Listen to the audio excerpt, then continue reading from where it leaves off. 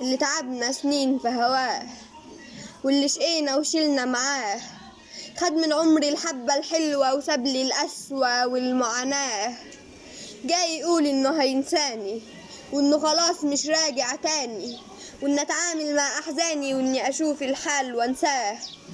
كان متخيل اني اعافر، وان كرامتي رخيصة عليا، واني هوافي يجي عليا وهبقى معاه.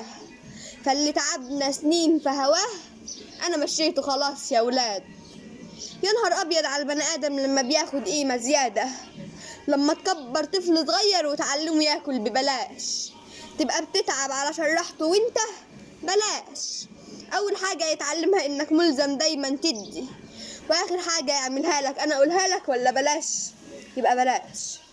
انا دلوقتي كويس جدا، عندي مساحة وعندي حياة، وبقيت اكبر وبقيت اهدى وفيا يقين كامل في الله، وبروح ادعي يا رب اختار لي.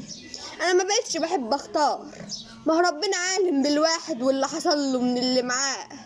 فاللي تعبنا سنين في هواه قلبي وعقلي وحتى عينيا ولا بتحبه ولا فاكراه. خدها نصيحة من بني ادم داق من كاس عذاب الناس، اوعى تحاول ابدا ابدا تيجي عليك علشان الناس. انت مش عشان تستحمل او تديله حاجات ناقصاك. اوعى تروح على ارض غريبة مش ليك فيها وتمسك فاس.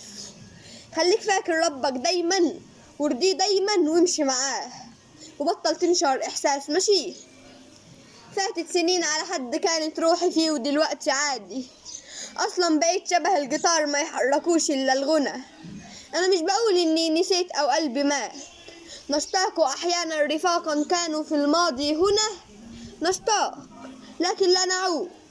احنا اللي كسرت قلبنا بعد الوجع طرح البرود.